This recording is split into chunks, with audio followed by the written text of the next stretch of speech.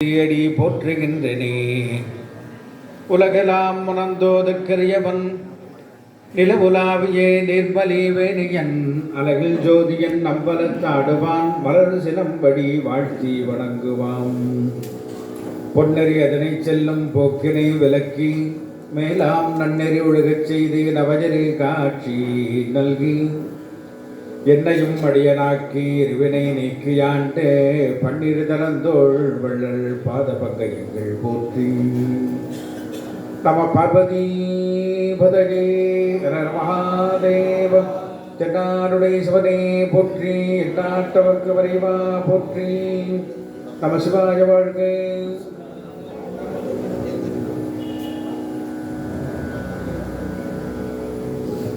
எல்லாம் வல்ல ஞானமே வடிவமாக திகழக்கூடிய பரம்பொருடைய திருவுள்ளாலும் நமக்கு தோன்றா துணையாக விளங்கக்கூடிய குருவாசனையா துறை தன்னுள்ளாலும் இங்கெல்லாம் நம்மை காத்து ரட்சிக்கக்கூடிய பரம்பொருடைய பேரு கருணையினாலும் நமது முன்னோர்களாலே சிறந்த முறையிலே அருமையாக இந்த ஈழத்தமிழ்நாட்டிலே சைவத்தை வளர்க்கும் வண்ணமாகவும் அதுபோன்று பிறவி பிணி நீங்கி பிறவி பயனை எடுக்கும் வண்ணமாகவும் நல்ல அருளாளர்களாலும் அருமையான ஒரு ஆன்மாக்களாலும் ஏற்பாடு செய்துள்ள உலக சைவ பேரவை இலங்கை கிளை மற்றும் ஸ்ரீ ஆறுமுக நாவலர் சபை மற்றும் இலங்கை சைவ நெறி கழகம் ஆகிய அருமையானதொரு ஆன்மீக சைவ அமைப்போடு சேர்ந்து இங்கு வந்துள்ள பல சைவ நன்னெறிகளை சிறப்பாக செய்து வருகின்ற அனைத்து அன்பர் பெருமக்களே,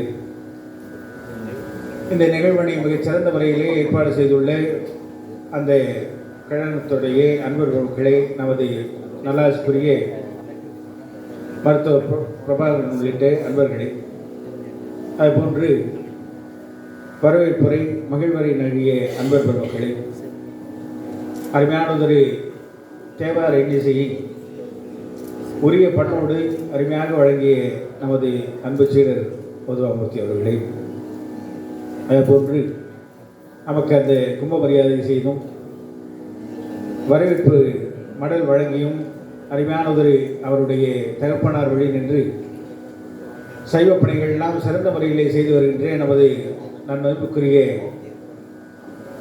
குமாரசாமி பிள்ளை அவர்களுடைய சிவாச்சாரிய சுவாமியுடைய திருமணம் அவர்களே, வந்திருக்கக்கூடிய பெரியவர்களே, தாய்மார்களே, சிவாச்சாரிய பெருமக்களே, உங்கள் அனைவருக்கும் நமது நிறைந்த வாழ்த்துக்களை மாசுகளையும் எடுத்தாக்குகின்றோம். அருமையானதொரு மாலை வேளையிலே சாரிஷ வேலை என்று சொல்லார்கள். 4லிருந்து 6 மணிக்குள்ளாக இந்த பெருமானுடைய நேரம் என்று சொல்லார்கள். அந்த நேரத்திலே சிவசிந்தனையை நமக்கு வழங்கி அருமையானதொரு இந்த நல்ல தருணத்தை ஏற்பாடு செய்துள்ள அந்த பெருமானுடைய திருவடியை நாம் மீண்டும் வணங்கி பெரு பயனை எய்தவல்ல ஒரு சைவ நன்னறியாக இந்த அருமையான ஒரு அருளாசிரியை வழங்க வேண்டும் என்று நமது அன்பர்கள் கேட்டுக்கொண்டார்கள். அதன்படி ஒரு சற்று நேரம் சாமி பற்றி நம்ம சிந்திக்கலாம். நான் பல இடங்களில் சொல்லுவோம், யாரை வைத்து இது செய்து கொள்ள வேண்டும்னு அந்த இறைவன் நினைக்கிறார்களோ அவர்கள் தான் அதை செய்ய முடியும். சும்மா எல்லாரும் எல்லாத்தையும் செய்திட முடியாது.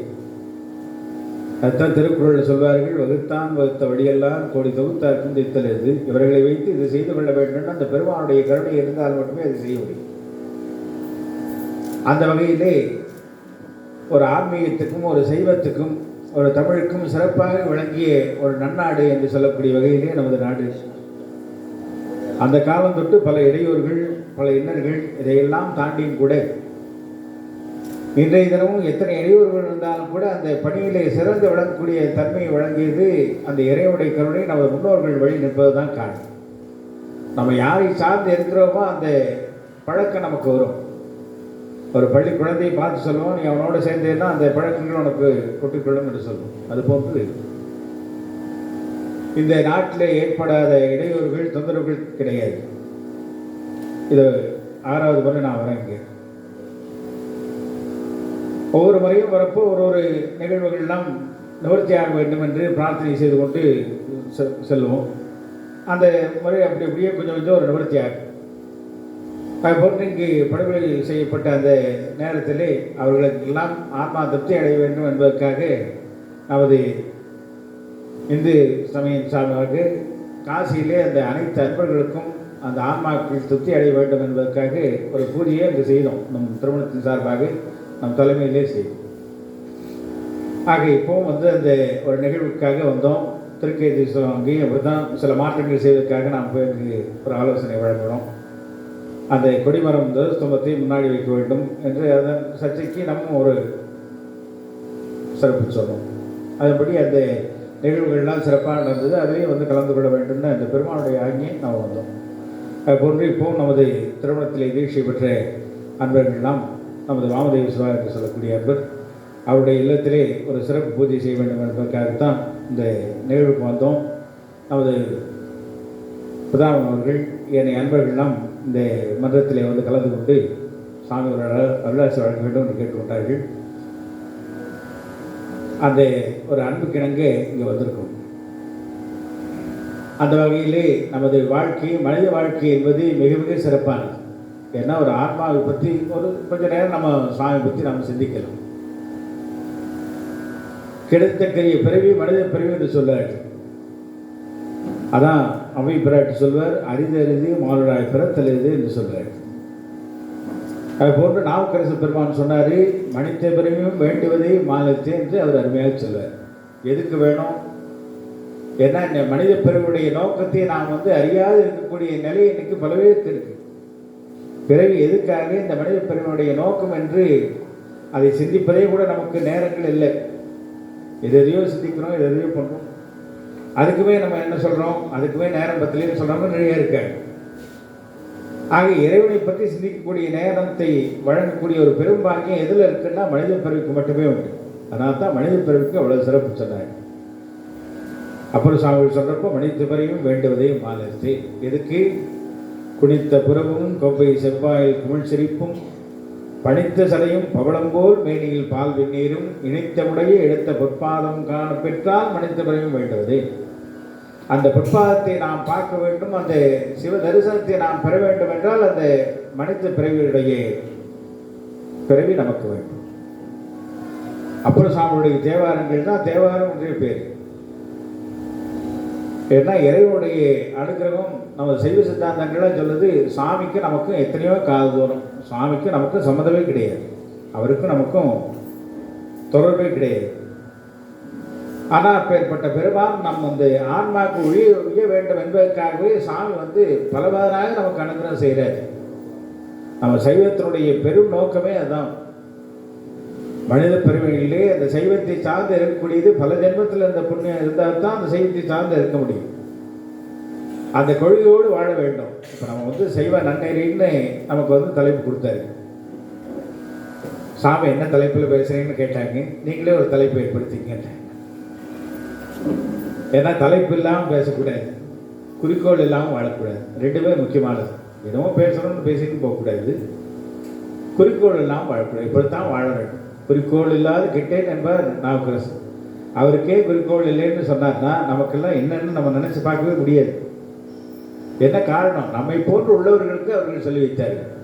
அருளாளர் பெருமக்கள்லாம் சாமி இடத்திலேயே இருக்கக்கூடியவர்கள். ஏன்னா நாம் முன்னே சொன்ன பாருங்க, 6வது பிறவி மனது பிறவி. ஒரு ஆன்மாவுக்கு, ஒரு உயிருக்கு 7 பிறவிகள் என்று சொல்லுகிறார்கள். அதில் முதல்ல வரக்கூடிய பிறவி அந்த செடிகொடி மரங்கள்லாம் முதல் பிறவி. 2வது பிறவி நீரிலே வாழக்கூடிய அந்த மீன் உள்ளிட்டவைகள்லாம். 3வது பிறவி அந்த பறவைகள்லாம் 3வது பிறவி. அந்த ஊர்வனன்னு சொல்லக்கூடிய இந்த பாம்பு, புழு, பூச்சி உள்ளிட்டவைகள்லாம் 3வது பிறவி. 4வது பிறவி அந்த பறவைகள்லாம். 5வது பிறவி கால்நடைகள்லாம் 5வது பிறவி. 6வது பிறவி இப்போ நம்ம வாழ்ந்துட்டு இருக்கக்கூடிய மனித பிறவி. 7வது பிறவி தெய்வ பிறவி என்று சொல்வார்கள். மனிதனும் தெய்வமாகலான்னு ஒரு கருத்துண்டு. எப்படின்னா, இந்த 5 பிறவிகளுக்கு இல்லாத ஒரு பெரிய வரப்பிரசாதத்தை இறைவன் மனித பிறவி கொடுத்தார். என்னன்னா, சிந்தித்து செயல்படக்கூடிய தன்மையும் சிரித்து பேசி மகிழக்கூடிய தன்மையும் மனிதனுக்கு மட்டும்தான் இறைவன் கொடுத்தாரு. வேற விலங்குகளுக்கெல்லாம் அதெல்லாம் கிடையாது. எத்தனையோ விலங்குகள் இருக்கு அல்லவா, அதெல்லாம் இந்த நேரத்தில் இப்போ பாருங்க. இப்போ அருமையான மன்றத்தின் சார்பாக இந்த அருமையானதொரு இந்த நிகழ்வு நடக்குது, நாமும் போய் கலந்து கொள்ளலான்னு அதுக்கெல்லாம் நினைக்க. ஆக மனிதன்லேயே இருக்கானா இல்லையா, அதனால தான் பூர்வஜன்ம வாசனைன்னு சொல்லுவது. அது போன்று அந்த மனித பிறவி சிந்தித்து செயல்படக்கூடிய தன்மை மனிதனுக்கு இறைவன் கொடுத்தார். அதுக்கு மேலே அந்த தெய்வ பிறவின்னு சொல்லக்கூடிய தெய்வ பிறவிக்கு என்ன கொடுத்தாரு? மனிதனும் தெய்வமாகலாங்கிற கருத்து செய்து உள்ளத்திலே உயர்வு தரக்கூடிய தன்மை. ஏன்னா இறைவன் வந்து எல்லாரும் நல்லா இருக்கணும்னு நினைக்கக்கூடிய தன்மை தான் இறைவனுக்கு உண்டு. சாமி தான் துணை, இறைவன் இல்லாமல் எதுவும் கிடையாதுன்னு நினைக்கக்கூடியவங்களும் சாமி வாழ வைக்கிறார். கடவுளையும் கிடையாது, சாமியே கிடையாதுன்னு சொல்லக்கூடியவங்களையும் வாழ வைக்கிறார். ஆக யாரை சார்ந்து இருக்கிறோமோ அந்த பக்குவம் நமக்கு வந்து சேரும். அதனால தான் நமது சைவாகங்களாகட்டும், அது போன்று தோத்திர தாத்திரங்களாகட்டும், அனைத்து உயிர்களையும் ஓய்வு பெற வேண்டும் என்ற ஒரே நோக்கோடு இறைவன் கொடுத்த வரப்பிரசாதம் தான் இந்த இரு கண்கள் போன்று விளங்கக்கூடியது. இந்த இரண்டுலையுமே நம்ம பாரபட்சம் பார்க்க முடியாது. பல பேர் பார்த்திங்கன்னா இந்த ஆகம நெறிங்கிறதுக்கும் அதே போல் இந்த தோத்திரங்கள்னு சொல்லக்கூடிய இந்த நெறிக்கும் வித்தியாசங்கள் பாராட்டுகிறார்கள். அது வினையின் காரணம் தான் சொல்லலாம். ஏன்னா வேத ஆகமங்கள்ங்கிறது என்ன? வேதம் வந்து இதை செய்தால் நல்லதுன்னு சொல்லும், பொதுவாக சொல்லும். இப்போ வந்து இந்த நிகழ்வு நடக்குது இந்த இடத்துலன்னு சொல்லும் வேதம். ஆகம் என்ன பண்ணோம்? இந்த இடத்துல என்னென்ன நிகழ்வாக இந்த நேரத்திலே ஒரே நேரத்திலே நடந்தது நிறைவாகுதுன்னு சொல்லக்கூடியது ஆகும். சிறப்பு உரியக்கூடியது அது ஆகும். அந்த வேதத்துடைய ஆகமத்துடைய தத்துவத்தை நமக்கு வந்து அவர்களுக்கு ரீதியாக நம்ம சொல்லுவோம் அல்லவா? ஒரு நல்ல படித்த வித்வான்களாகட்டும், ஒரு பெரிய பண்டிதர்களாகட்டும், அவர்களுக்கு சொல்ல வேண்டிய நிலை வேறு, நடுநிலையில் இருக்கக்கூடியவங்களுக்கு சொல்லக்கூடிய நிலை வேறு, குழந்தைக்கு சொல்லக்கூடிய நிலை வேறு. ஆக அதை பிரிச்சிருக்காங்களவா? பெரியவங்களுக்குலாம் 3ன்னா தெரியும், நடுநிலையில் உள்ளவங்களுக்கு 3ன்னு எண்ணி சொன்னால் 1 2 3ன்னு சொன்னால் தெரியும். குழந்தைகளுக்கு நம்ம வந்து விரல் வெட்டி எண்ணெய் காமிச்சா தான் தெரியும். இந்த உதாரணம் உங்களுக்கு புரியும்னு நினைக்கிறேன். அது போன்று வேத ஆகமங்கள்லாம் இறைவனுடைய தன்மையை நமக்கு உணர்த்தும் பொருட்டு சொன்னவை. அதை வந்து அப்படியே சாராம்சமாக நமக்கு எடுத்து சொல்லக்கூடியது தான் நமது தேவா திருவாசகங்கள்னு சொல்லக்கூடியது. அருமையாக இங்கு அந்த திருக்கேதீஸ்வர பெருமானுடைய தேவாரத்தை அங்கேயே நின்று வழிபட்டு அருள் செய்த சுந்தரமூர்த்தி சுவாமியுடைய திருப்பதியத்தை அருமையாக இங்கு அந்த ரூபக தாளத்தோடு பிரமாதமாக பாடினாங்க. அவருக்கு இந்த நேரத்தில் இந்த இன்னும் சொல்லக்கூடிய ஆறு உள்ளது, இந்த இடத்துல இது இருக்குன்னு எல்லாமே சாமி அங்கே காமிச்சு கொடுத்தார். ஆக அந்த உள் தரிசனம் என்று சொல்வார்கள், ஆன்ம தரிசனம் என்று சொல்வார்கள். அதை உணர்ந்தே தான் அடியார்கள் வாழ்ந்தார்கள். 4 பெருமக்கள்லாம் வந்து இறைவுடைய தன்மையை உணர்ந்தவர்கள். அந்த மும்மலம்னு சொல்லக்கூடிய அந்த மலத்தை தாண்டி இருக்கக்கூடியவர்கள், ஒரு மலம் ஒரு மலம் உடைய அன்பர்கள் தான் அந்த நாயன்மார் பெருமக்கள். 4 பெருமக்கள். 4 பெருமக்கள்லாம் இறைவனுடைய சரியானத்திலேயே இந்த கைலாயத்திலேயே இருக்கக்கூடியவர்கள். நம்ம முன்னமே சொன்ன பாருங்க, இந்த ஆன்மா வந்து 7வது பிறவியாக தெய்வ பிறவியை அடையுது. தெய்வ பிறவின்னா என்ன அர்த்தம்? உயர்வு தரக்கூடிய தன்மை. தேவாரங்கள்லாம் பார்த்தீங்கன்னா எத்தனையோ உயர்வான தன்மையை பாடுது. ஆசரை நல்ல நல்ல அவை நல்ல நல்ல அடியாரவர்க்கு மிகவே, ஒரே வரியில் சொன்னாங்க. நம்ம வந்து அதுக்கு எத்தனையோ சொல்கிறோம், எத்தனையோ பண்ணுறோம். அடியார்களுக்கு வேறு நலிவுகள் வராது. எத்தனை நலிவுகள் வந்தாலும் அதை வந்து முக்கியப்படுத்த மாட்டார்கள் அடியார்கள்னு சொல்லி வைத்தார் நமது ஞானசம்பந்த சுவாமி. ஆக அவர்கள்லாம் வந்து அந்த 4 பெருமக்கள்லாம் திருக்கையிலா மலையிலேயே இருக்கக்கூடியவர். அதனால தான் அந்த நமது சைவ சித்தாந்தங்கள் சொல்லும் 4 வகையாக அந்த ஆன்மாவானது இறைவனிடத்திலே போகுதுன்னு சொல்லுவார். சாரூப, சாமீப, சாலோக, சாயுஜ்யம் என்று சொல்வார். சாலோகன்னா அந்த இறைவனுடைய திருக்கையிலாய மலை அருகாமையிலேயே இருப்பது. சாமீபம்னா அந்த திருக்கையிலாய மலையிலேயே இருப்பது. சாரூபம்னா அந்த இறைவனுடைய திருமேனியை அப்படியே பெற்றவர்கள்னு பேர். இப்போ வந்து நந்தியம் பெருமானுடைய அந்த அருமையான திருக்கோலத்தை நம்ம ஒரு புத்தகத்தில் இப்போ பார்த்தோம். இப்போ அன்பர்கள்லாம் கொடுத்த புத்தகத்தில் ஒரு புத்தகத்தில் அந்த நந்தியம் பெருமானுடைய திருக்கோலம் பார்த்தோம். அதில் பார்த்தோம்னா பரமேஸ்வரனுக்கு உண்டான அத்தனை அலங்கார நோக்கமும் அவரிடத்தில் இருக்கும். 4 கரம் இருக்கும், அதே போல் மான்மழு இருக்கும், அதே போல் சந்திரப்பரின்னு சொல்லக்கூடிய இது எல்லாமே இருக்கும். ஆனால் அவரை போன்று இருக்கக்கூடியவர். ஆனால் தான் ருத்ரன் மகேஸ்வரன் சொல்லக்கூடியவர்கள் அவர் போன்றே இருக்கக்கூடியவர்கள். 5 தொழில் நம்ம சொல்கிறோம் அல்லவா? அதை பிரம்மா வந்து படைக்கக்கூடியவர், மகாவிஷ்ணு வந்து காக்கக்கூடியவர்கள், ருத்ரன் வந்து அழிக்கக்கூடியவர், மகேஸ்வரன் சொல்லக்கூடியவர் அந்த மறைத்தல் செய்யக்கூடிய தன்மையுடையவர், அருளக்கூடிய தன்மை தான் பரம்பொருளுக்கு உண்டு. தமிழ்நாட்டில் எல்லாம் பார்த்தீங்கன்னா சில பேர் அந்த சாமி படமே வைக்க மாட்டாங்க, ஏன்னா அழிக்கக்கூடிய அவரை வைக்கக்கூடாதுன்னே சொல்லுவாங்க. எப்படிலாம் வினை எப்படி வேலை செய்யுதுன்னு ஏதோ ஒரு ரூபத்தில் வரும்னு சொல்லுவாங்க. வினைன்னா சாமியுடைய படத்தை வைப்பதை விட உயர்ந்த படம் எதுவுமே கிடையாது. சாமியுடைய திருவுருவத்தை வைத்தோம்னா அங்கே எல்லா தெய்வங்களும் அங்கே வந்தது. பிரதோஷ நேரத்தில் பார்த்தீங்கன்னா வேறு எந்த தெய்வத்தையும் வணங்கக்கூடாதுன்னு சாஸ்திரம் சொல்லுது. பிரதோஷ நேரத்தில் சிவபெருமானை தவிர வேறு எந்த சுவாமி நம்ம வணங்குறோமோ அவர்கள் எத்தனை தான் புண்ணியம் செய்தாலும் அவர்கள் வந்து நரகம் தான் போய் சேருவாருன்னே சொல்லுது. அதான் 4:30 6:30 மணிக்குள்ளாங்க அந்த உரிய நேரத்திலே நாம் ஒரு தடவை நமசிவாயம்னு சொன்னோம்னா 100 தடவை சொன்னதுக்கு பாரு. ஆனால் தான் எல்லா தேவர்களும் கூடி வணக்கக்கூடிய இடம் அந்த பிரதோஷ நேரம். பிரதோஷங்கிறது 5 வகையாக பிரிச்சிருக்காங்க. நித்திய பிரதோஷம், மாச பிரதோஷம், மகா பிரதோஷம்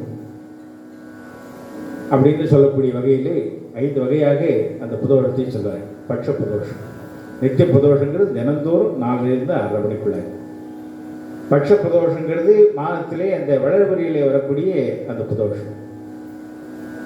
மகா பிரதோஷங்கிறது அந்த சனி பிரதோஷம். ஏன்னா அந்த சனிக்கிழமை நாளிலே தான் அந்த பிரதோஷ நிகழ்வானது நடந்தது.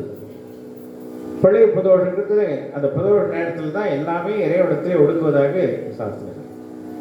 எதுக்கு சொல்ல வர, அந்த பெருமாளுடைய திருமேனியை வணங்கக்கூடிய புண்ணியம் நமக்குள்ள உண்டு. ஆக அந்த காத்தல் அழித்தல்னு சொல்லக்கூடியவர் யாரு? சாமியுடைய அந்த தன்மையை பெற்றவர்களை தவிர அவர்கள் வந்து சிவமே ஆக மாட்டார். சில பேர்த்து சொல்கிறோம்ல அவர் மாதிரி இவர் அப்படின்னு சொல்கிறோம், அவரே ஆகாது. அதுபோன்று ருத்ரன் மகேஸ்வரன் சொல்லக்கூடியவர்கள் சாட்சாத் பரம்பருடைய உருவத்தை பெற்றவர். ஆக 3வது நிலை அது. 4வது நிலை சாகித்ய பதவின்னு பேர், இறைவனுடைய திருவடியை அடைவதுன்னு பேர். இப்போ சில பேர்லாம் பார்த்தீங்கன்னா நம்ம இதில் யாராவது ஒருத்தர் காலம் ஆகிட்டாங்கன்னா அவர் சிவ சாகித்ய பதவி அடைந்ததை வருத்தத்துடன் தெரிவிக்கிறேன்னு சொல்லுவார். இதை இப்படித்தான் எவ்வளவு சங்கடமான விஷயம். அந்த ஆத்மா வந்து சிவ சாகித்யம் அடைந்தேன்னு சொல்லுவதே தவறு. அவ்வளோ சீக்கிரம் அப்படி அடைஞ்சிட முடியாது. அடைஞ்சதை வருத்தத்தோடு வேறு தெரிவிக்கிறாங்க வேறு சொல்கிறது. ஆக நாம் இருக்கிற பாகத்தை என்ன அதிகம் கையில் எடுத்துக்கொள்வது தான். எதை வந்து எப்படி சொல்லக்கூடாது கூட இன்னைக்கு தெரியாமல் சொல்லக்கூடிய நிலையில் போயிட்டு, அந்த வகையிலே இந்த ஆன்மாவானது நமக்கு திருப்தி அடைவதற்காகவே இறைவனாலே அருளப்பெற்றவர்கள் தான் 4 பிரபுகள். நம்மனவே சொன்ன போல வேத ஆகமங்களில் இதை இப்படி செய்ய வேண்டும், இறைவனுடைய தன்மையை நமக்கு உணர்த்துவது, அதை முழுமையாக தெளிவாக உணர்த்துவதுன்னு பார்த்தோம்னா நமது தேவார திருவாசகங்கள் தான். ஆனால் தான் இல்லங்கள் தோறும் எழுந்தொழின்னு சொல்லக்கூடிய நிலை எதில் அந்த தேவார திருவாசகங்களாம் அன்றால் நாம் பாராயணம் செய்து இறைவனுடைய அருளை பெற்றுவையானால் அனைத்து நமது அந்த சூத்திர சாஸ்திரங்கள்னு சொல்லக்கூடிய அனைத்துமே நாம் படித்து இறைவனுடைய அருளை பெற்றதற்கு சமம். ஆனால் தான் தேவாரங்கள்லாம் முழுமையாக படிக்க வேண்டும். அந்த தன்மையை நமக்கு உணர்த்துவதற்காகவே இறைவனாலே வழங்கப்பட்டவர்கள் தான். ஞான சம்பந்தர் வந்து முருகப்பெருமாவுடைய திருவுருவத்தை தாங்கியவர். சாரூபம்னு சொன்னாலவா அந்த ரூபத்தை பெற்றவர் முருகப்பெருமான் தான். அவருடைய ரூபத்தை பெற்றவர் தான் ஞான சம்பந்தராக வந்தார். ஆனால் தான் அவருக்கு ஞான சம்பந்தர்னு பேர். பந்தம்னா உறவு, சம்னா நல்ல உறவு. எதோட நல்ல உறவு? ஞானத்தோடு சேர்ந்து, ஞானத்தோட நல்ல உறவு கொண்டவர் ஞான சம்பந்தர். ஆனால் தான் நமக்கு உறவினர்களை பார்த்தோம்னா சம்பந்தின்னு சொல்லணும் இல்லையா? சம்பந்தின்னு சொல்கிறோமா இல்லையா? சம்பந்தின்னா என்ன அர்த்தம்? பந்தம்னா உறவு, சம்னா நல்ல உறவு கொண்டவர்னு பேர், சம்பந்தின்னு பேர். நம்ம வந்து சம்மந்திங்கிறோம். மந்தின்னா எதுக்குன்னு உங்களுக்கு தெரியும். நல்ல குரங்கே வாங்குகிறோம், அவரும் வந்து 2 நாள் சாப்பிட்டு போகிறார். சம்பந்தின்னு பேர். ஏன்னா தமிழ்லாம் வந்து நம்ம தெளிவாக பேசணும். கொஞ்சம் மாறி பேசினா கூட தவறாயிடும். தமிழ் அவ்வளோ உயர்வு தெரியுமா?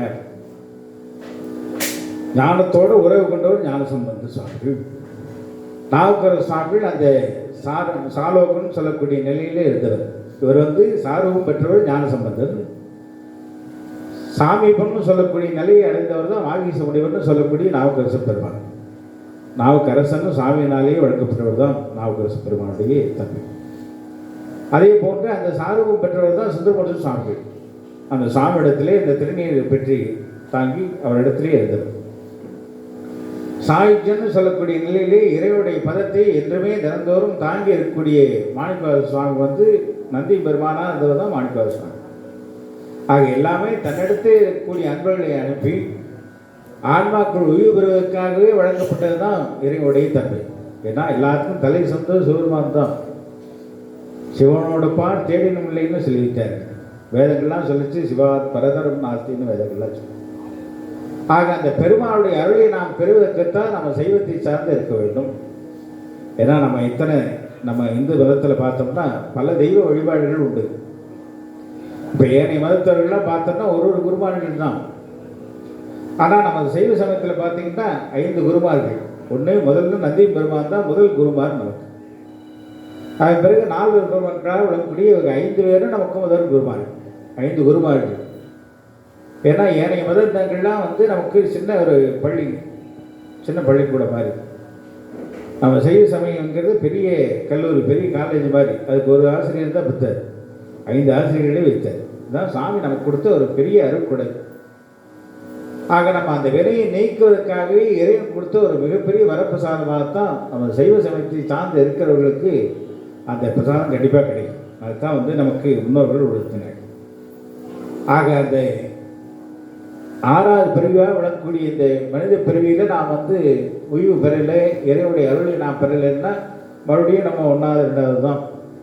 ஒரு பள்ளியிலேயே ஒரு மாணவன் 4வதுல அவன் மார்க் எடுக்கலை, அவன் தேர்ச்சி பெறலை அப்படின்னா என்ன பண்ணுறாங்க, மறுபடியும் 4வது தான். 4வதுல 4 வருஷம் ஃபெயிலானாலும் மறுபடியும் 4வது தான்.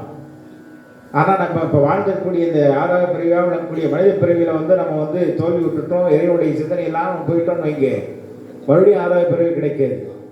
மறுபடியும் என்ன, அந்த செடி கொடி மரங்கள் தான். அதுதான் மாணிக்கவாசகர் சொன்னார், புல்லாய் பூடாய் புழுவாய் மரமாய் பல்விருகமாய் பறவையாய் பாம்பாய் கல்லாய் மனிதராய் வேயாய் கணங்களாய் வல்ல அசுரராய் முனிவராய் தேவராய் செல்லா நின்றே தாவர் செங்கமத்துள் எல்லா பிறப்பும் பிறந்து இழைத்தேன் என்பெருமான் மெய்யே உன் பொன்னடிகள் கண்டு இன்று வேண்டுற்றேன். ஆக அவன் அருள் நமக்கு முழுமையாக பெற வேண்டுமையானால் குரு மூலமாகத்தான் பெறணும். ஏன்னா மனித வாழ்க்கைக்கு 4 வகை துணை இறைவன் கொடுத்தாரு. இப்போ எல்லாரும் யாருமே கீழே உட்காரக்கூடிய தன்மை மாறி போச்சு. எல்லாருமே சேரில் தான் உட்கார வேண்டியதாக இருக்கு. அந்த சேரில் ஒரு கால் இல்லைன்னாலும் கூட அதில் உட்கார முடியாது. அதுபோன்று மனித வாழ்க்கைக்கு 4 துணை அவசியமானது. என்ன, மாதா பிதா குரு தெய்வம் என்று சொல்லி வைத்தார். நாம் இந்த உலகுக்கு வருவதற்கு மிக மிக முக்கியமான காரணமாக இருக்கிறவர்கள் யாரு? அப்பா இல்லையா? அதான் அன்னையும் பிதாவும் முன்னறி தெய்வம்னு சொல்லி வைத்தார். அங்கே அன்னையும் அப்பாவும் முன்னறி தெய்வம்னு சொல்ல, அங்கேயே பாருங்கள், நமக்கெல்லாம் தெளிவு பண்ணுறவங்க நம்ம குருமார்கள்லாம். பிதாங்கிறது நம்ம வடமொழி சொல்லு, அன்னைங்கிறது தமிழ் மொழி, இரண்டையும் சேர்த்து சொன்னார். அன்னையும் பிதாவும் முன்னறி தெய்வம். நாம் எதை செய்தால் இந்த வாழ்க்கையை சிறப்படைய முடியும், அந்த இறைவனுடைய அருளை பெற முடியுங்கிறத வழிகாட்டுவதற்கான குருமார்கள் தான். அதனால் தான் நமது வாழ்க்கையிலே குருமார்களுடைய பங்கு நிரம்ப இருக்கு. அவர்கள் சொல்வதற்கேற்ப அந்த பணியை செய்தவர்களால் அதுக்கு அருள் செய்வன் இறைவன். வேலை முடிஞ்ச 4 பேர் தான். யார்? வருவதற்கு காரணமாக இருந்தவர்கள். நாம் எதை செய்ய வேண்டும்னு வேலை கொடுக்கிறவர்கள், வேலை செய்வதற்கு கூலி கொடுக்கவும் இறைவன். அதான் இந்த 4 துணையும் மிக மிக அத்தியாவசியம். அதில் ஒரு துணை இல்லைன்னாலும் கூட இந்த வாழ்க்கையிலே செம்மையடைய முடியாது. இதுதான் நம்ம சைவ சமயம் அதை சிறப்பாக சொல்லும். அதுதான் நாவுக்கரசர் சுவாமி ரொம்ப அருமையாக சொன்னார். நமக்கும் இறைவனுக்கும் என்ன வேலைங்கிறது அவர் அதான் நாவுக்கரசர்னு பேர். அவர் தன்கடன் அடியேனையும் தாங்குதல் என் கடன் பணி செய்து கிடப்பது. அதுலேயும் பாருங்க, நம்ம என்ன பண்ணுவோம், ஒருத்தர்கிட்ட போய் வேலைக்கு சேர்றோம்னா அவர் மாத சம்பளம் எவ்வளோ தரேன்னு நம்ம முதல்லையே கேட்டுக்கணுமா இல்லையா? அது மாதிரி சொல்கிறாரு நாவுக்கரசர் சுவாமி, தன்கடன் அடியேனையும் தாங்குது. இறைவா, உன்னுடைய வேலை என்ன தெரியுமா? எனக்கு வரக்கூடிய இடர்பாடுகள்லாம் வராமல் இருந்து உன்னுடைய அந்த பணியை செய்வதற்கு எனக்கு அனுகிரகம் செய்வது உன்னுடைய வேலை. என்னுடைய வேலை என்ன தெரியுமா? தினத்தோறும் உனக்கு அந்த பணிவுகளை செய்து இறைவனை பற்றி சிந்தித்து அந்த சிவகாரங்களை செய்வது என்னுடைய வேலை என்றார். தன்கடன் அடியேனையும் தாங்குதல் என் கடன் பணி செய்து கிடப்பது. அந்த வகையிலே இறைவனுடைய பணியை நாம் மனதாக செய்தவனால் பிறவி பணியை நாம் எய்த முடியும். அதுதான் அருளாளர்கள்லாம் வாழ்ந்தார்கள். 63 அடியார் பெருமக்கள்லாம் வாழ்ந்தார்கள். அவர்களெல்லாம் சொல்வது என்ன? அதான் இந்த இடத்துல கேட்டார்கள் சில பேர். 63 அடியார்கள்னா அன்றைக்கி சாமி என்ன எல்லா வேலையும் சாமின்னு இது பண்ணாங்க. அவர்கள் மாதிரி எனக்கு வேறு ஏதாவது வேலை இல்லைன்னா நான் அந்த வேலையில் சேர்ந்துப்பேங்கிறேன். இன்னும் அந்த வேலையை ஜாயின் பண்ணுறாங்களே, அந்த மாதிரி ஒரு அன்பர் எங்கள் இடத்துல சொன்னார். எனக்கு பல வேலை இருக்கிறதுனால நான் அந்த பணியை செய்ய முடியல. அருளாளர்கள்லாம் செய்தான்னு நீங்கள் சொல்கிறீங்க சுவாமி, ஆனால் எங்களால் செய்ய முடியல, எங்களுக்கு அந்த வயசாகிட்டு நாங்கள் செய்கிறேன். எந்த அருளாலும் வயசாகி செஞ்சதாக சரித்திரமே இல்லை. நான் தான் அதுக்கு ஒரே ஒரு மாற்று ஓரம் சொன்னேன். நான் வந்து எந்த காரியத்தை செய்யணுமோ அந்த காரியத்தை முழுமையாக பார்த்துட்டு சாமியை ஒரு நேரம் மட்டும் நாம் ஒதுக்கி வழிபாடு செய்யணும். இதான் நம்முடைய வேலை. கத்தலை எழுந்தோம்னா காலை கடன்லாம் முளைச்சிட்டு சாமிக்கு ஒதுக்கக்கூடிய நேரமாக கொஞ்ச நேரம் சாமி தரிசனம் பண்ணிவிட்டு அப்புறம் நம்ம காரியத்தை பார்க்க ஆரம்பிக்கிறோம். ஆனால் அந்த 63 அடியார் பெருமக்கள்லாம் என்ன செய்தார்கள்? அவர்கள் செய்யக்கூடிய அனைத்து காரியமே சிவகாரியமாக செய்தார்கள். அதுதான் 63 அடியார்களாக இருந்தார்கள். என்ன செய்தாங்க? 2 அவர்கள் வைத்தார்கள். ஒன்றே கொள்கையோடு இருந்தார்கள். இப்படி தான் இருக்கணும். கொள்கையை மாற்றி வந்தாவே நம்ம அங்கே வந்து கீழே இறங்கிட்டோம்னு அர்த்தம். தினந்தோறும் காத்தால் குளிச்சுட்டு சாமி வழிபாடு செய்து தான் வேலைக்கு போகணும்னு நமக்கு ஒரு கொள்கை வச்சுருக்கோன்னு வைங்க. அதுக்கு என்னென்ன இடையூறு வருமோ அத்தனையும் வரும். 9 மணிக்கு வரக்கூடியவர் 6 மணிக்கே வாங்காது. அப்போ நம்ம 6 மணிக்கு தானே எழுந்திருப்போம். இந்த நேரத்தில் எப்படி நம்ம கும்பிட்டு போகிறது? நாளைக்கு தான் கும்பிட்டுக்கலாமே, சாமி தான் இங்கே தான் இருக்குது, அவர் அலுவலர் போயிடுவார்ல. அப்படி நம்ம பண்ண ஆரம்பித்தோம்னாவே நம்ம கொள்கையிலேருந்து இறங்கிட்டோம்னு அர்த்தம். அப்போ 4 மணிக்கு எழுந்துச்சு நம்ம வழிபாடு செய்யலாம். அதை நம்ம மாற்றிக்கணும். கொள்கையை மாற்றிக்கொள்ளக்கூடாது. கொள்கையில் மாற்றி நம்ம வந்தாவே வினை நம்ம இடத்துல வேலை செய்ய ஆரம்பிச்சிருச்சுன்னு அர்த்தம். அதனால் தான் அடியார்கள்னா என்ன கேட்டாங்க? முக்தியே வேண்டான்னு கேட்டாங்க. எனக்கு முக்தியும் வேண்டான்னு சொன்னாங்க. உன்னுடைய பணி இருந்தால் போதும். ஏன்னா முக்தி வந்தாவே அங்கேயும் கூட நமக்கு ஆனவங்களாம் வேலை செய்யணும் செய்து தானங்களாம் சொல்லணும். ஓ எனக்கு முக்தி வந்துருச்சு அப்படின்னு அங்கேயும் வந்து வேலை செய்யணும். அதனால் எனக்கு முக்தியும் வேண்டான்னு சொன்னதுக்காக சரித்திரங்களாம் சொல்லணும். அந்த வகையிலே 63 அடியார் பெருமக்கள்லாம் எதுவுமே வந்து அந்த கொள்கையை மாற்றாமல் செய்தார்கள். செய்யக்கூடிய காரியத்தை முழுமையாக இறைவன்பால் நாம் செய்தே ஆக வேண்டும். செய்யக்கூடிய முழுமையாக இறைவன் தான். இறைவன் காரியத்தை நம்ம செஞ்சுட்ருக்கோம். அப்படி தான் நினச்சேன். இன்னைக்கு பார்த்தீங்கன்னா ஏற்பகை நாயனார் பெருமானுடைய திரு நட்சத்திரம் குரு பூஜை இன்னைக்கு. ஏற்பகை நாயனாருடைய சரித்திரம்லாம் பார்த்தீங்கன்னா அலாதியானது. அவருடைய தன்மை வந்து அருமையாக சொல்லணும். அதெல்லாம் சொன்னால் தாமதமாகும். ஆக கொள்கையோடு வாழ்ந்தவர்களை பற்றி நமக்கு ரொம்ப அருமையாக சொன்னார்கள். மாளான் மகவறிந்து ஊட்ட வல்லே நல்லன், மாது சொல்ல சொல்லால் இளமை துறக்க வல்லே நல்லன், நாளாளில் கண்ணிடந்து அப்ப வல்லே நல்லன், நான் இது ஆளாவது எப்படியோ காலத்து எப்பற்கே என்று தாய்மான சுவாமி அப்படி எழுதிப்பாரு. 63 அடியார்கள் எல்லாருமே சிறப்பு செய்தவர்கள் தான். அதில் வந்து இவங்க 3 பேர் மாதிரி நான் இருக்க முடியாதுன்னு சொன்னார். யார் யார்? மாளாள் மகவறிந்து ஊட்ட வந்தே நல்லன். சிறுத்தொண்ட நாயனாரை பற்றி எடுத்தெடுப்பில் அவர் தான் சொல்கிறார். சிறுத்தொண்ட நாயனார் சரித்திரம்னு பார்த்தீங்கன்னா சோழ நாட்டிலே அவர்கள் வாழ்ந்தார்கள். அவர்கள் ஒரு மன்னரிடத்திலே, பாண்டிய மன்னரிடத்திலே அந்த படைத்தலைவராக இருந்தார். படைத்தலைவராக இருக்கிறவுடைய வேலை உங்களுக்கெல்லாம் தெரியும். அந்த அங்கங்கே அந்த போரிலே அவர்கள் முன்னின்று அந்த வென்று வருவதுதான் அவருடைய நோக்கம். சுருக்கமாக சொல்லிடுறேன். மாதாப நகரத்தை வெல்வதற்காக பல முறை முயற்சி எடுத்து கூட யாருனாலையும் போய் அதை வெற்றி எடுத்து வர முடியல. தோல்வி விட்டு தான் வந்தார். இந்த சிறுத்தொண்ட நாயனார்னு சொல்லக்கூடிய அடியாரை அந்த தளபதியாக இருந்தனாலே அவரை அனுப்பித்து அந்த மாதாப நகரத்தை வந்து வர செய்தார்கள். அங்கே அந்த நகரத்தை அருமையாக வென்று வந்தார். வென்று அந்த வெற்றியோடு வந்தார். பாண்டிய மன்னன் பார்த்து கேட்டான், யாருனாலையும் செய்ய முடியாத ஒரு செய்தி நீ செஞ்சுட்டு வந்திருக்கீ அப்படின்னு கேட்டான். அதுக்கு அவர் சொன்னார், என் கடமையை செய்தேன்னு சொன்னார். என்ன சொன்னார்? என் கடமையை செய்தேன். அந்த அருமையான போர்லேயே எத்தனையோ உயிரினங்கள், எத்தனையோ இதெல்லாம் இதாக இருக்கும் அல்லவா, அதெல்லாம் வந்து கொஞ்சம் கூட அவர் நினைக்காம என் கடமையை செய்தேன்னு சொன்னார். சொல்லிட்டு ரொம்ப மனவேதனையாக இருக்குது, நான் வந்து இனிமேல் சிவப்பணியை நான் செய்யலான்னு இருக்கேன். ஆரம்ப காலம் தொட்டே அதுதான் செய்யணும்னு நான் மனசில் வச்சுருந்தோம். மண்ணுடைய ஆங்கியினாலே நான் இதெல்லாம் செய்ய வேண்டியதாக இருந்தது. ஆக செய்ய முடியாத ஒரு செய்ததுனாலே எனக்கு விடை கொடுத்து நான் அந்த பணிகளை செய்ய வேண்டும் என்று என்னை அனுப்பி வைக்க வேண்டும்னு மன்னனிடத்திலே கேட்டேன். மன்னன் அதே போல் சரி ரொம்ப சந்தோஷம்னு பல பொன்பொருள்கள்லாம் கொடுத்து செய்யப்படியே நீ தொடருன்னு அவரை அனுப்பி வைத்தேன். அவர் என்ன பண்ணார்? தினந்தோறும் ஒரு அடியாருக்கு சாப்பாடு போட்டு தான் சாப்பிடுன்னு வைத்தேன். நான் கொள்கையை பற்றி சொன்னல்லவா, என்ன சொன்னார்? தினந்தோறும் ஒரு அடியாருக்கு சாப்பாடு. அதே போன்று தினந்தோறும் ஒரு அடியார்கள் வருவார்கள். அவர்களுக்கு பாதம் கழுவிவிட்டு அவர்கள் பாதபதியை செய்து அவர்களை அமர வைத்து அவர் சாப்பிட்டு அவர் சாப்பிடுவது வழக்கம். அவருடைய தன்மையை உலகுக்கு எடுத்து உரைக்க வேண்டும். அவரை கடமைன்னு சொன்னார் அல்லவா, அத்தனை உயிரினங்கள்லாம் காலமாச்சு. இவர் மன்னன் கேட்டோன்னே என்ன சொன்னார், என் கடமைத்தான் செய்தேன்னு சொன்னார் அல்லவா, அதை பற்றி உலகுக்கு உணர்த்த வேண்டும் என்று இறைவன் திருவுளம் கொண்டார். என்ன பண்ணாரு, ஒரு நாள் அந்த சாமியே வந்து அந்த அடியாராக இங்கே வர்றார். ஏன்னா சாமி வந்து சாமியுடைய திருவிளையாடலாம் பார்த்தோம்னா யாருமே அனுப்பிச்சு வச்சதாக சாமியுடைய திருவிளையாடல்கள் இல்லை, அடியார்கள் கிட்ட வேற நிலையெல்லாம் இருக்கும்.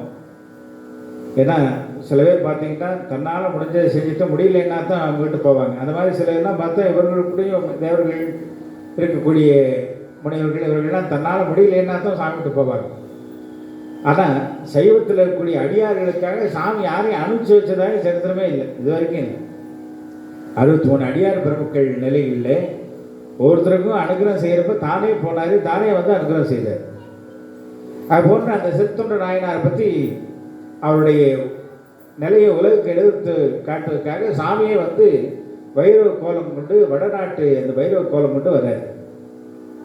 ஒரு நாள் வந்து அவர் எப்போவுமே சாப்பாடு போட்டு சாப்பிட்றது வழக்கம் அடியாருக்கு. அன்றைய தினம் ஒரு அடியார் கூட கிடைக்கல. அவர் வந்து எல்லா பக்கமும் சுற்றிட்டு வர்றாரு, யாரும் கிடைக்கலன்னு வந்து அந்த அம்மையார் இடத்துல ரொம்ப சங்கடப்படுறாரு. சாமி நீங்கள் கோயில் இடத்துலையும் போய் பார்த்தீங்கன்னா தெரியும், அங்கே யாராவது இருப்பாங்க, அடியார்கள் இருப்பாங்க, அங்கே போங்கன்னு சொல்கிறாங்க அந்த அம்மா. அவர் அங்கே போய் பார்க்குறாரு. அந்த நேரத்திலே அந்த வைரவ கோலம் கொண்ட சாமியே அந்த வீட்டுக்கு வர்றாரு. வீட்டு வாசல் நிற்கிறாரு. வீட்டில் இருந்து அந்த வீட்டு அம்மாவும் அந்த பணிப்பெண்ணு சொல்லக்கூடிய சந்தனங்கின்னு பேர் அந்த அம்மா, அவங்க 2 பேரும் வந்து நிற்கிறாங்க. அடியாரை பார்த்தோன்னே வீழ்ந்து வணங்கி பாத பூஜை பண்ணி சாமியை உள்ள வாங்கன்னு கூப்பிட்றாங்க. சிறு தொண்டர் வீடு இதுதானேன்னு கேட்டார். ஆமாம் இதுதான். அவரை கூப்பிட்டுங்கன்னாரு. அவர் இல்லை, அடியார் கூட்டின்னு வர வெளியே போயிருக்காருன்னு சொல்கிறார். ஏன்னா அந்த சுருக்கமும் தெரிந்து கொள்ள வேண்டும், அந்த வழக்கு என்பதை மாற்றக்கூடாதுன்னு சாமியார் பண்ணியிருக்காரு. சாமி போய் உள்ள உட்காந்தானே யாரும் வாழ்னான்னு சொல்கிறதுக்கு வாய்ப்பு இல்லை. பெண்கள் இருக்கக்கூடிய இடத்துக்கு, தனிமையில் இருக்கக்கூடிய இடத்துக்கு நான் வரமாட்டேன், அவர் அடியார் வந்தோன்னு சொல்லி நான் வரேன் அப்படின்னு அங்கே போய் அங்கே சிவாலயத்தில் வந்து விட்டார். எந்த அடியாரும் கிடைக்கலன்னு ரொம்ப நொந்து போய் அடியார் வராரு. இந்த 2 பெண்மகளும் ரொம்ப மகிழ்ச்சியோடு இருந்தாங்க. உடனே சாமி பார்த்து கேட்டார் சிறு தொண்டர், ஏன் நான் வந்து வேதனையோடு வரேன், நீ இவ்வளோ மகிழ்ச்சியோடு இருக்கே, என்ன காரணம்? சாமி நீங்கள் போகணுன்னு ஒரு அடியார் வந்தார். உங்களை எங்கேன்னு கேட்டார். நீங்கள் அடியார் தேட போயிருக்கீங்கன்னு சொன்னேன். அவர் வந்தோன்னு சொல்லுங்கள், நான் வரேன்ட்டு போயிட்டார். அது சாமி சொன்னார், அவர்களை அமர்த்தி வச்சிருக்கலாம் அல்லவா, நீ அனுப்பிச்சிட்டேன். அவர் இருக்க மாட்டேன்ட்டார். உடனே அங்கே போனாங்க. அந்த சிவாலயத்தில் முன்னாடி அவர் உட்கார்ந்தார். போனோன்னு நெடுக விழுந்து வணங்கினார். வணங்கி சாமி நீங்கள் வர வேண்டும் அப்படின்னு கேட்டார். வைரவ கோலம் கொண்ட அந்த சிவனடியாராக இருக்கக்கூடிய சாமி வந்து சிறு தொண்டர் சாமியை அப்படியே இறங்க பார்த்தார். பார்த்துட்டு நீ தான் சிறு தொண்டரும் அப்படின்னாரு. நாம இருந்தால் என்ன சொல்லியிருப்போம், வடநாட்டு வரைக்கும் சிறு தொண்டன் பேர் கேள்விப்பட்டு அவ்வளோ தூரம் என்னை தேடி வந்தீங்களே, அவன் தான் நான் சொல்லியிருப்போம். இதுதான் நம்முடைய வழக்கம். அவர் என்ன பண்ணார், இந்த ஜென்மத்திலே பல புண்ணியங்களை செய்து கூட தினந்தோறும் ஒரு அடியாருக்கு சாப்பாடு போட்டு சாப்பிட்ற வழக்கத்தை இருக்கக்கூடிய ஒரு தன்மை கொடுத்து இறைவனுடைய தொண்டன் தான் நான் அப்படின்னு சொன்னார். சரி சந்தோஷப்பா, உன்னை பார்க்கணும்னு நினச்சேன், பார்த்துட்டேன், நான் பரப்பலன்ட்டு. சமயம் இன்னைக்கு நீங்கள் ஆகாரம் பண்ணிக்க வேண்டாமா அப்படின்னு சொன்னோன்னே அவர் சிரிக்க ஆரம்பிச்சிட்டார். வந்துடக்கூடிய வைரவ கோலமுள்ள சாமியுடைய சோதனை பாருங்கள் எப்படிலாம். நம்ம ஒரு சின்ன சோதனை வந்தால் கூட சாமி கண்ணில் மூக்கில் வாயிலே நம்ம திட்டுறோம். ஆனால் அவருடைய சோதனையெல்லாம் பார்த்தோம்னா நம்ம என்ன அதுக்கு என்ன பேருன்னு நம்ம சொல்ல முடியாது. உன்னை பார்க்க வந்தேன், பார்த்துட்டு நான் பரப்புறேன்னார். சாமி நீங்கள் வந்து ஆகாரம் பண்ணிட்டு போகணும்னு சொன்னோன்னு சிரிச்சார், வெகுண்டு சிரிச்சார். சாமி ஏன் சிரிக்கிறீங்க? இல்லைப்பா நான் வந்து 6 மாதத்துக்கு ஒரு தடவை தான் சாப்பிட்றவன் அப்படின்னோடனே அவருக்கு ரொம்ப முகம் வாடி போச்சு. நம்ம ஒருத்தர் வீட்டுக்கு வந்திருக்காருன்னா சாப்பிட்டு போகிறேன்னு சொன்னால் நம்ம முகம் எப்படி சுகமாக போயிடுது.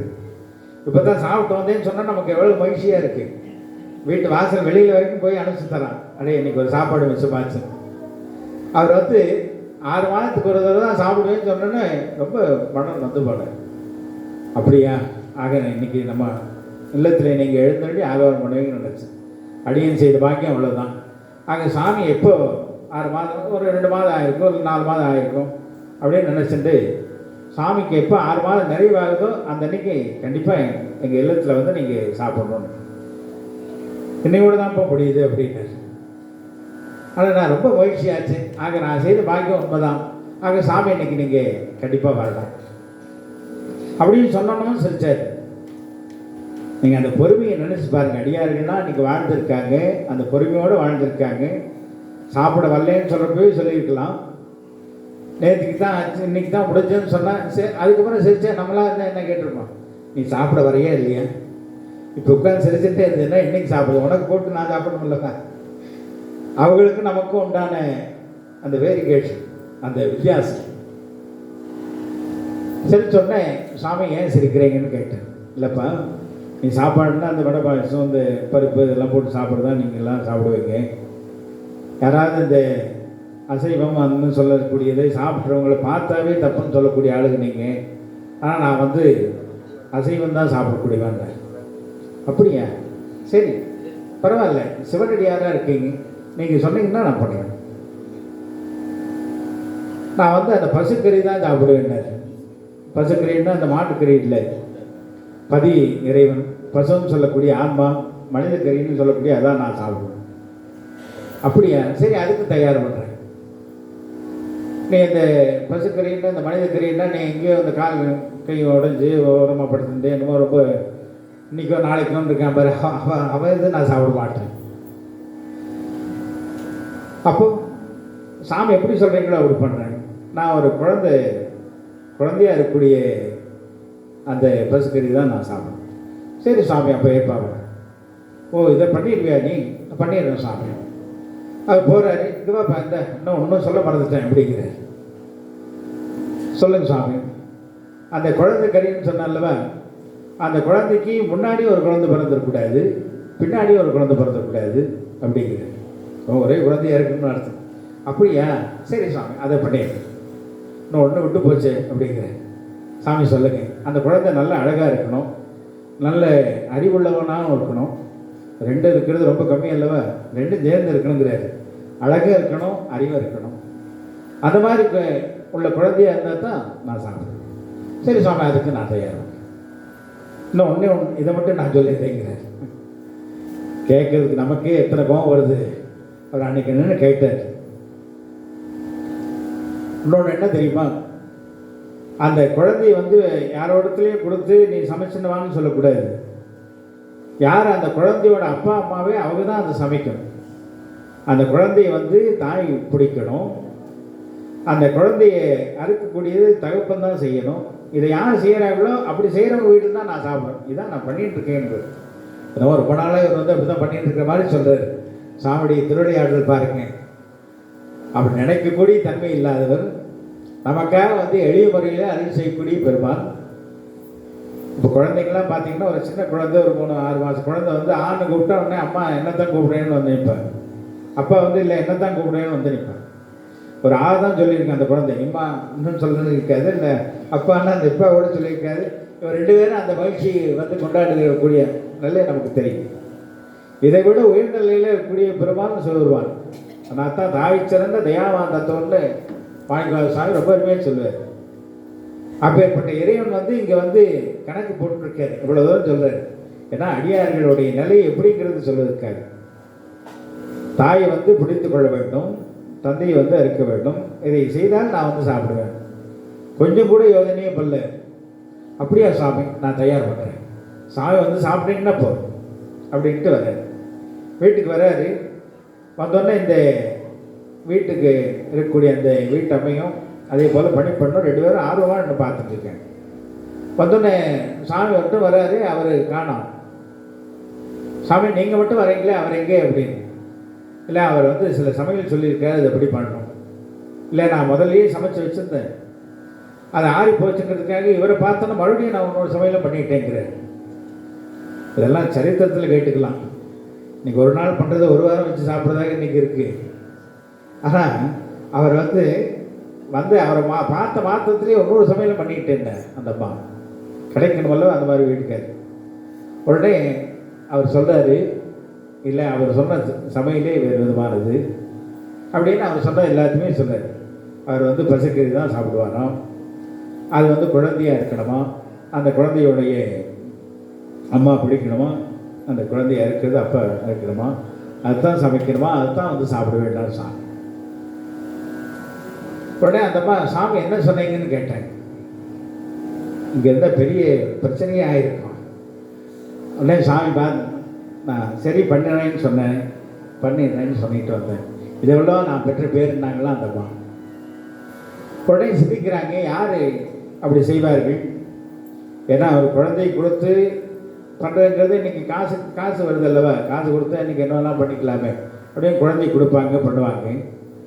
ஆனால் அம்மாவே பிடித்து அந்த தகப்பனாரே அறியறதுங்கிறது அரிதான காரியம், யாரும் பண்ண மாட்டாங்க அப்படின்னு இவங்களுக்குள்ளே பேசிகிட்டு இருக்காங்க. அந்த அம்மா சொல்கிறாங்க, இப்படியே பேசிகிட்டு இருந்தால் அடியார் புறப்பட்டு போகிறாரு, அவர் பார்த்தாவே கோபமாக இருக்கிறமா இருக்கார், அவர் தான் இன்னைக்கு கிடச்சிருக்காரு, அவர் புறப்பட்டு போயிட்டாருன்னா நம்ம இது பண்ண முடியாது, என்ன பண்ணலான்னு பேசிட்டு இருக்கிறப்போ அப்போ அவர் சொல்கிறாரு, நமக்கு கூட ஒரு மகன் இருக்கான்லவ, சீரானன் நம்ம மகன் இருக்கான்லவ அப்படின்னாங்க. அந்த மாதிரி இதை சொல்கிறதுக்கு எத்தனை நேரம், இதை முதல்லையும் சொல்லியிருக்கலாம்ல. கணவன் மனைவி இல்லை அன்னைக்கு அந்த எப்படி வாழ்ந்துருக்காங்க. அதே போல் அவர் பள்ளிக்கு போயிருக்காங்க, குழந்தை நீங்கள் போய் கூட்டிகிட்டு வாங்குறாங்க. ஒரு பள்ளியில் போய் அந்த தன் மகனை, ஒரே மகன் தான் அவருக்கு, நல்ல அறிவுள்ள மகன், நல்ல அழகுள்ள மகன், போய் கூட்டிகிட்டு வர வந்தோடனே அந்த குழந்தைக்கு அந்த அப்பா அம்மா 2 பேரும் அப்படி கொஞ்சம் பிரியமாக இருக்காங்க. என்றைக்குமே அத்தனை பிரியம் இருந்ததில்லை, இன்றைக்கி அத்தனை பிரியமாக இருக்காங்க. அந்த அம்மா கூட்டிகிட்டு போய் அந்த குழந்தைக்கு நல்லா குளிக்க வச்சு எல்லாம் இது பண்ணி கொண்டு வந்து படுக்க வச்சு அந்த குழந்தைக்கு என்னென்ன இது பண்ணவோ பண்ணுறாங்க. அந்த அம்மா கடைசியாக அந்த குழந்தைக்கு ஒரு முத்தம் கொடுக்க போகிறாங்க. அடியார் சொல்கிறாரு, சாமியுடைய நிவேத்தியம் அல்லவா, இதை நம்ம எச்சல் படக்கூடாது அப்படிங்கிறாங்க. ஒரு முத்தம் கூட கடைசியாக கொடுக்கல அந்த குழந்தை. உடனே குழந்தையை கொஞ்சிட்டு இருக்கிற நேரத்திலேயே அந்த அம்மா பிடிச்சிட்டு இருக்காங்க. இவர் செய்ய வேண்டியது செஞ்சார். சேக்கிழா சுவாமி சொல்கிறாரு, செய்ய வேண்டிய செய்தான்னு தான் சொல்கிறாரு. அதான் சேக்கிழா, தெய்வ சேக்கிழான்னு பேர். நாம அதுதான் எல்லாம் கத்தி எடுத்தார். அது என்ன சொல்லுவோம் அல்லவா, அவர் வந்து செய்ய வேண்டியது செய்தார். அதே போல் நடந்தது. அதே போல் அந்த குழந்தைக்கு முழுமையாக எப்படி எப்படி செய்யணுமோ அதெல்லாம் பக்குவமாக அந்த சமையலை பண்ணி வைத்தார். வைத்து இலையிலே பரிமாறி அவரை போய் கூட்டிகிட்டு வந்தேன். இப்போ சமையல் தயார் பண்ணிட்டேன், நான் சொன்ன மாதிரியே பண்ணிட்டேன். ஆமாம் சாமி, நீங்கள் சொன்ன மாதிரியே பண்ணி வராரு. வந்தோடனே அவருக்கு பாது பூஜை செய்தார்கள். வந்து உட்கார்ந்தார். உட்கார்ந்தோடனே சாப்பிட ஆரம்பிக்கிறதுக்கு முன்னாடி ஒன்றும் சொல்ல மறந்துட்டேன். என்ன சுவாமி சொல்லுங்கள், நான் வந்து எப்போவுமே தனியாக சாப்பிட்டு பழக்கம் இல்லை, என்னோட ஒருத்தர் உட்கார்ந்து சாப்பிட்ணும் அப்படின்னாரு. அப்பவும் போய் மறுபடியும் அங்கே தெருவில் எல்லாரும் தேடி வந்து யாருமே இல்லை அப்படின்னாரு. அதுக்கு அவர் சொல்கிறாரு, நீ என்னப்போ ஒரு நாளுக்கு தான் சாப்பாடு கொடுவியா, தெருவில் எத்தனையோ பேர் சுற்றிட்டு இருக்காங்க, நீ ஒரு ஆள் கூட இல்லைன்னு சொல்கிறீங்க, என்ன இவ்வளோ அடியாராக வந்து போய் பேசுகிறீன்னாரு. அவர் சொன்னார், திருநீரிலே நெற்றியிலே திருநீர் பூசக்கூடியவருக்கும், அதே போல் கண்டிகை தரித்திருக்கக்கூடியவருக்கும், அதே போன்று தினந்தோறும் அந்த 5 எழுத்தை சொல்லக்கூடிய அடியாருக்கு தான் நான் சாப்பாடு போடுற வழக்கம், சும்மா எல்லாத்துக்கும் பொதுவாக சாப்பாடு போடுறதுன்னு கணக்கு இல்லை, யாருமே அப்படி இல்லை அப்படின்னாங்க. உடனே வந்து சிவபெருமான் குளம் என்ன சொன்னார், உன்னை விட திருநீர் நினைஞ்சவங்க யாருமே இல்லை, அவ்வளோ அருமையாக திருநீர் பூசினு நீயே உட்கார்னார். யாரே? சிறுத்தொண்ட நாயனாரே, நீயே உட்கார், சாப்பிட உட்கார். அவர்கள் நோக்கம் அந்த தெளிவு பாருங்க. அடியார் சாப்பிட்டே ஆளுங்கிறதுக்காக இவர் உட்கார்ந்தார். உட்கார்ந்து என்ன பண்ணாரு, உடனே எடுத்து சாப்பிட ஆரம்பிப்பார். உடனே கையை பிடிச்சிட்டார் சாமி. எப்பா நீ ஏந்திரி, சாமி என்ன சொல்லுங்க, இதை நீ ஏந்திரிப்பா, முதல்ல நீ என்னோட உட்காந்து சாப்பிட்றதுக்கு லாய்க்கு இல்லை, நான் 6 மாதத்துக்கு ஒரு தடவை சாப்பிட்றேன், நானே அமைதியாக இருக்கேன், நீ வந்துடணும் உடனே சாப்பிட கை எடுக்கிறீ, நீ எனக்கு கூட உட்காந்து சாப்பிட்ற, நீ வேற யாரையா போய் கூட்டிட்டு வா. எல்லாம் நின்று அப்படியே நிற்கிறாங்க. அப்போ சாமி சொல்கிறாரு, உனக்கு ஒரு மகன் சீரானன்னு இருப்பாங்க இருக்கான்னு கேள்விப்பட்டேன், உன் மகன்னா கண்டிப்பாக அவனும் திருநீரெல்லாம் பூசிட்டு அதே மாதிரி தான் இருப்பான், அதனால் நீ அவனை கூப்பிட, அவன் என்னோட உட்காந்து சாப்பிட்டுறான். தன்னுடைய மகனைத்தான் அப்படி வந்து சமைச்சு வச்சிருக்கவேன்னு தெரியாமல் அறியாமல், ஏன்னா சாமி சாப்பிட்டே ஆக வேண்டுங்கிற ஒரு நிலையில் என்ன பண்ணாங்க, அந்த பையனை கூப்பிட தயாராகிறாங்க. அப்போ வந்து சாமிகிட்ட சாமி கேட்குறாரு, என்னென்னப்பா இது என்னென்ன அப்படின்னு கேட்குறாரு. அது சொல்கிறாங்க, இது வந்து கை கறி, இது வந்து கால் கறி, இது வந்து வயிற்று கறி, இது நெஞ்சு கறி அப்படின்னு வரிசையாக சொல்கிறாங்க. அந்த தலைக்கறி அப்படிங்கிறார் சாமி. சாமி தலைக்கறி தான் எதுக்குமே உபயோகப்படுத்தக்கூடாதுன்னு சொல்லுவாங்கல்லவா, அதனால் அதை நாங்கள் அப்புறப்படுத்திட்டோன்னு சொல்கிறாங்க. அடடா, நான் முதல்ல தலைக்கறி தான் சாப்பிட வழக்கம், நீ எங்கே அதை எடுத்துட்டேன்னு சொல்கிறேன். 2 பேரும் திகைச்சு போய் பெருமான் நினச்சி அழுகிறாங்க. அப்போ அந்த பணிப்பெண் வராங்க. அந்த அம்மாக்கிட்ட கேட்குறாங்க, ஏன் நீங்களும் ஐயாவும் இன்னும் அழுதுட்டு இருக்கீங்களே, என்ன இவ்வளோ தூரம் எல்லாம் பண்ணிட்டு இப்போ போய் அழுதிங்கன்னா என்ன அர்த்தம்? அழுகாமல் பண்ணால் தான் நீங்கள் அந்த புண்ணியத்தை தேட முடியும். அவன் குழந்தைய இது பண்ணி வச்சுருக்கேன்னு நினச்சிட்டு அழுகிறான்னு அந்த அம்மா கேட்குறாங்க. அன்றைக்கி பணிப்பெண்லாம் எப்படி இருந்திருக்காங்க பாருங்க. உடனே கேட்டோன்னே அந்த அம்மா சொல்கிறாங்க, இல்லை அதுக்காக நாங்கள் அழுகலை, அவர் எப்போவுமே அந்த தலைக்கறியை தான் முதல்ல சாப்பிடுவாராம், நம்ம தான் தலைக்கறி ஆகாதுன்னு கொட்டி ஆற்றுல விட சொல்லிட்டோம்லவா, அதுதான் சாப்பிட வேண்டாங்க. அப்படியா அப்படின்னு சொல்லிவிட்டு அந்த அம்மா அந்த பணிப்பெண்ணாக இருக்கக்கூடிய என்ன பண்ணுற, அங்கே வீட்டுக்குள்ளே போய் ஒரு இதை பாத்திரத்தை எடுத்துகிட்டு வந்து கொடுக்குறாரு. என்னம்மான்னு கேட்டேன். இல்லை இதுதான் தலைக்கறி, நான் அதை அப்போயே சமைச்சு வச்சுட்டேன். ஏன்னா இவர் சொல்கிற பார்த்தா தினசா வேறு விதமாக இருக்குது. கடைசியில் இந்த தலைக்கறியை தான் கேட்டான்னா அதனால் ஏதாவது சங்கடமாகக்கூடாதுங்கிறதுக்காக நான் எடுத்து வச்சேன்னாலும், நீ இல்லவா எனக்கு கிடைச்ச பெரிய வரப்பிரசான்னு சொல்லி அந்த தலைக்கறியை வாங்கி வச்சு அப்போது பரிமாறின பிறகு சரி உன் மகனை கூட்டிட்டு வாழ்ந்து வெளியில் போய் அடியார் சொல்லிட்டாரு, கூப்பிட்றோம், வந்தவர் சாப்பிட்டே ஆக வேண்டும். அந்த குறிக்கோளில் தெளிவாக இருந்தாங்க. கணவன் மனைவி அறி வேண்டும். 2 பேரும் போய் வெளியில் போய் சீராளான்னு கூப்பிட்றாங்க. கூப்பிட்டோன்னா அந்த குழந்தை அந்த பள்ளிக்கூடத்துலேருந்து வருது.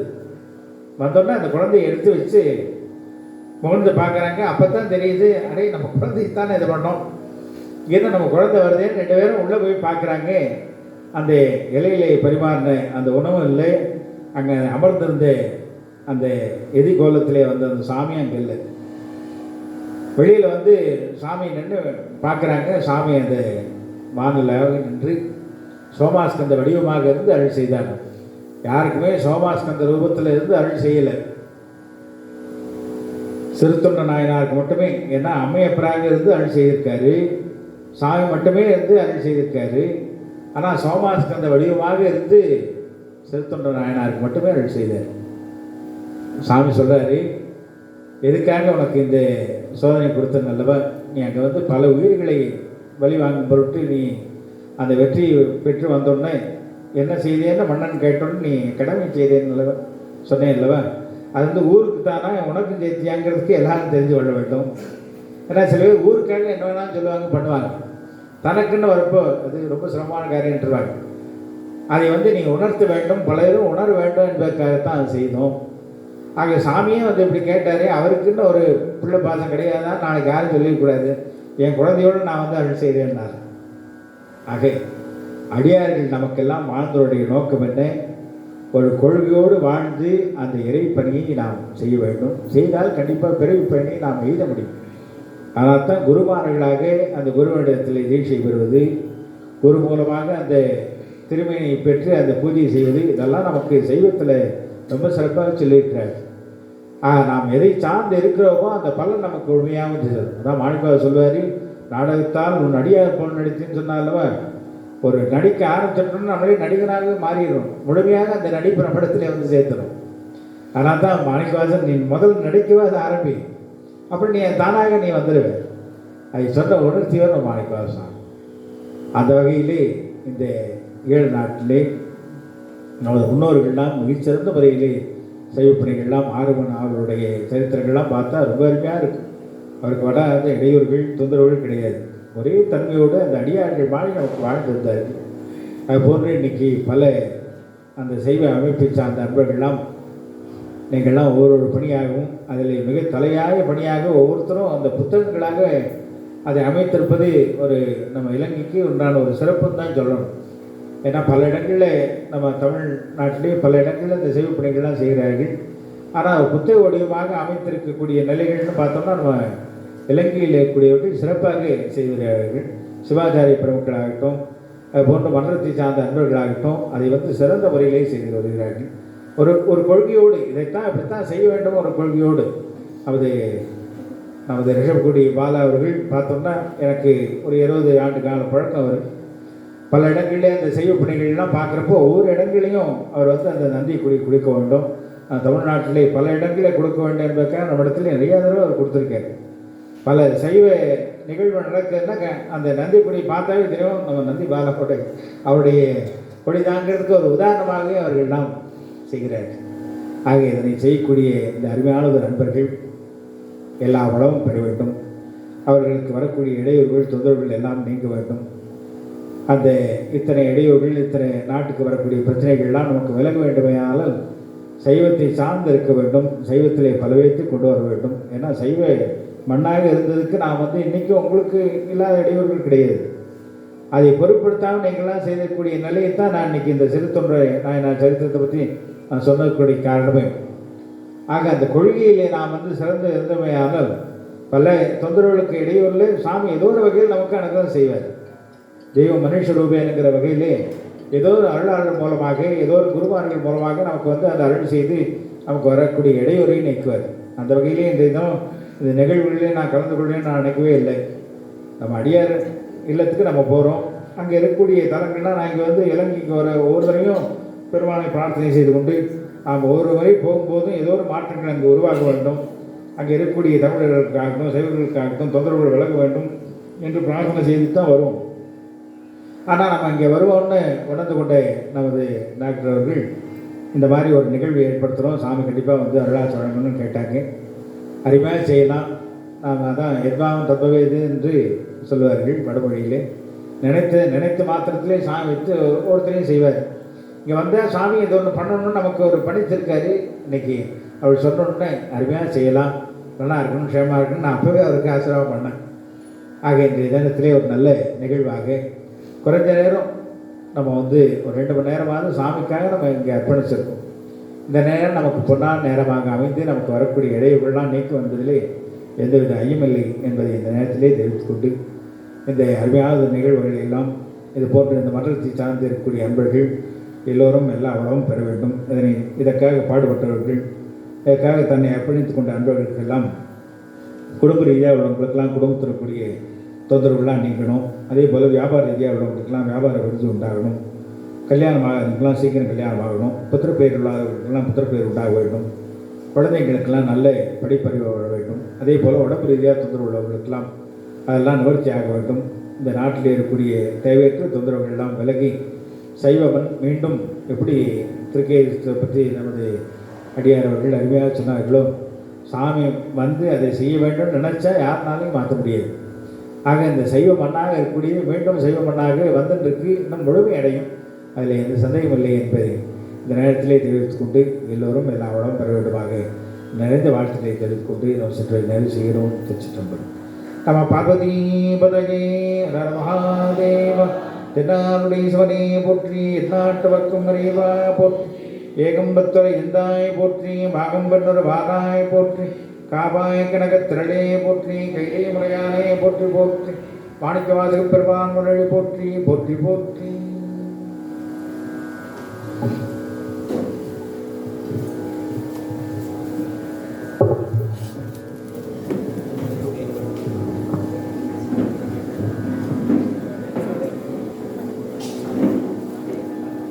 திருச்சிற்றம்பலம்.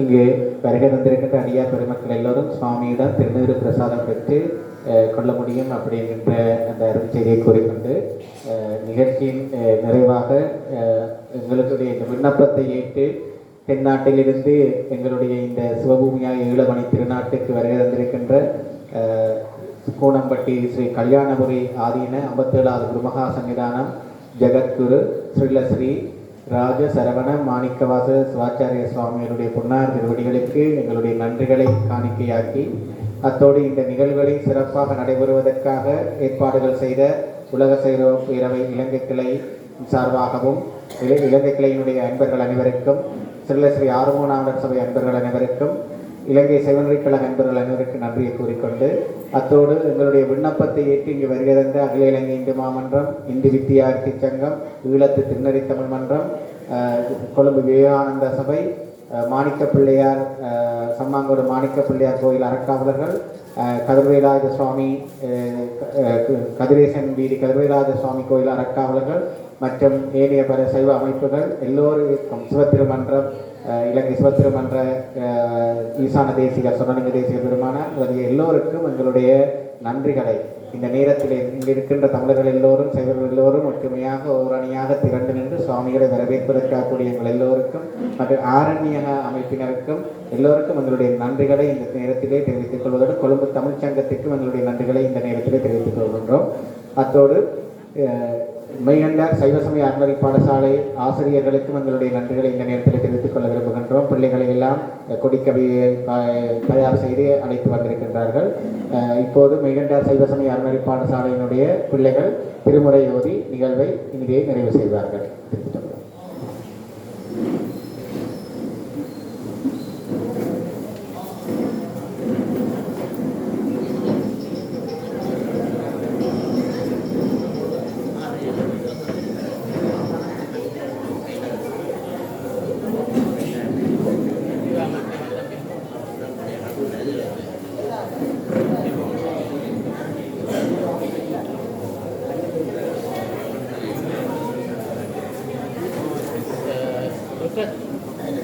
எப்படி போயிட்டு அப்படி போயிட்டு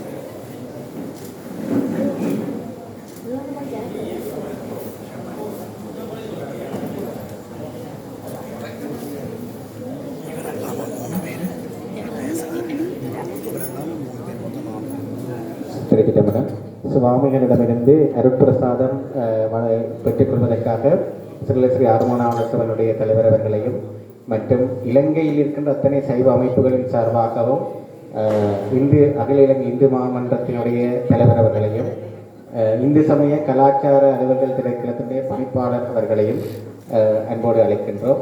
அத்தோடு இலங்கை சைவநெறி கழகத்தினுடைய காப்பாளர் திரு கனக ரகுநாதன் பெருமனார் அவரையும் அன்போடு அழைக்கின்றோம்.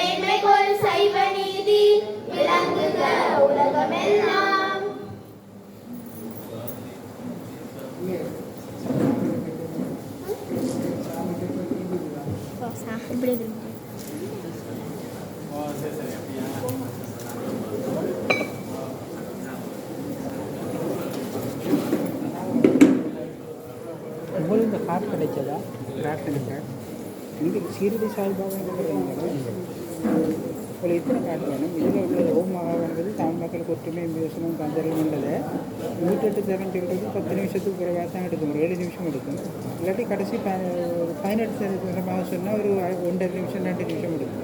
ஓம் மகாகணபதி தமிழ் மக்களுக்கு ஒற்றுமை விமர்சனம் தந்தரம் வந்து நீங்கள் சுவாமி கொண்டைக்கே தான் சேர்த்து கொண்டு காரணமாக வேறு யாருக்கும் ஃப்ரெண்ட்ஸ் கொடுக்க இருக்கா?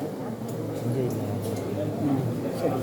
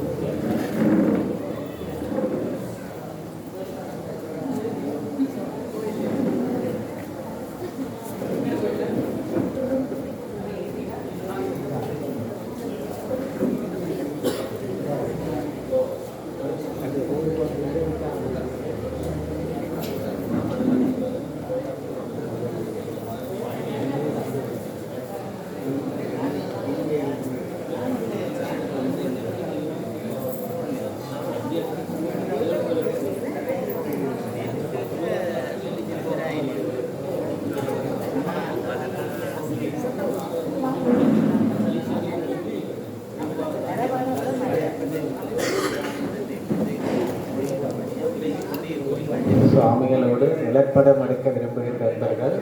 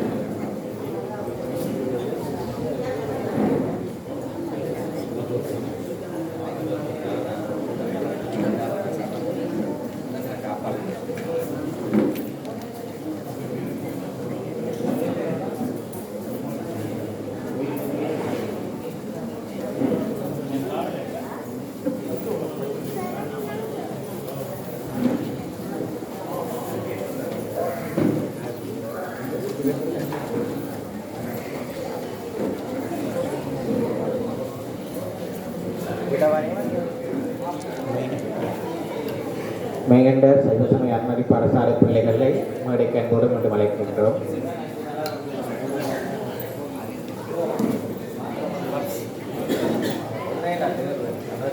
எப்படி இருக்கிறீங்க?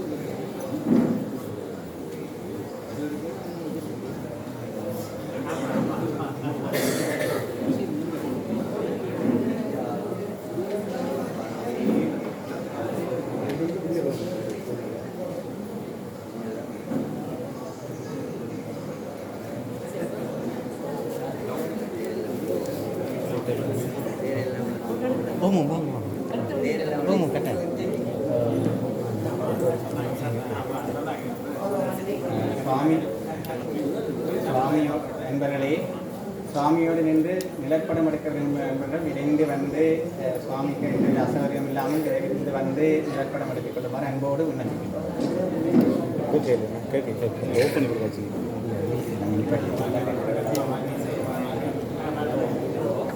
போயிட்டு வருவாங்க